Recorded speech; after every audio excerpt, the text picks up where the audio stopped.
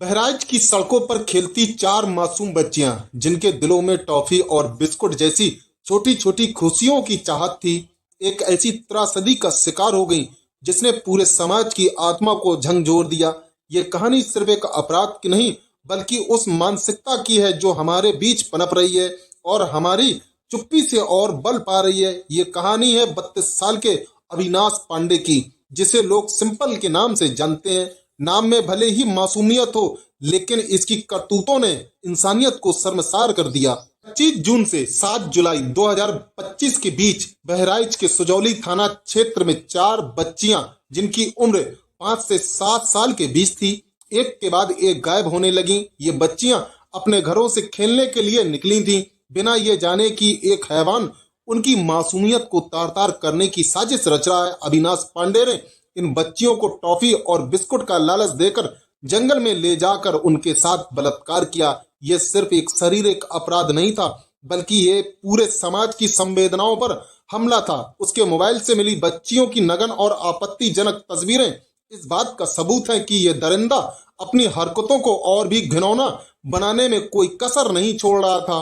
Police को इस मामले की संवेदनशीलता का अंदाजा था। सुजौली थाना क्षेत्र में 3 अभियोग दर्ज किए गए और 5 टीमें इस मामले की तह तक जाने के लिए दिन रात जुटी रहीं। क्षेत्राधिकारी महाईपुरवा श्रीमती हर्षिता तिवारी और अपर पुलिस अधीक्षक श्री डीपी तिवारी ने इस जांच में महत्वपूर्ण भूमिका निभाई। पुलिस ने पीड़ित बच्चियों के बयान और घटना स्थल के निरीक्षण के आधार पर यह निष्कर्ष निकाला कि अपराधी कोई स्थानीय व्यक्ति ही हो सकता है। जांच के दौरान अविनाश पांडे पर शक गहराया। बच्चियों ने बताया कि अपराधी के हाथ पर टैटू था, वह 2 मोबाइल रखता था और शराब पीता था। इन सभी लक्षणों का मिलान अविनाश से हुआ। जब पुलिस ने उसे पकड़ा तो वो भागने की कोशिश करने लगा, लेकिन उसे दौड़ाकर पकड़ लिया गया। उसके मोबाइल से बच्चियों की तस्वीरें, पीड़िताओं के कपड़े, शराब के खाली ट्रेटा पैक और वह साइकिल जिस पर वह बच्चियों को ले जाता था बरामद हुई। पूछताछ में उसने अपना अपराध कबूल किया और बताया कि बचपन में उसके साथ भी ऐसी घटना हुई थी जिसके कारण वह ऐसा करने लगा। अविनाश ने पुलिस को बताया कि बचपन में उसके साथ हुई घटना ने उसे इस रास्ते पर धकेल दिया। उसका मानना था कि बच्चे ऐसी बात किसी को नहीं बताते, इसलिए उसने मासूम बच्चियों को निशाना बनाया। वह बच्चियों को डराने के बाद उन्हें चॉकलेट और टॉफी देकर चुप कराता था। लेकिन क्या ये बहाना उसे अपराधी होने की सजा से बचा सकता है? क्या ये सचमुच एक हेरिडेंटरी साइकिल है जहां एक पीड़ित दूसरे को पीड़ित बनाता है? ये सवाल हम सब के लिए है। 2012 में निर्भया कांड के बाद हमने मोमबत्तियां जलाई, मार्च निकाले और सोशल मीडिया पर गुस्सा जताया, लेकिन 2025 में भी हम उसी जगह खड़े हैं।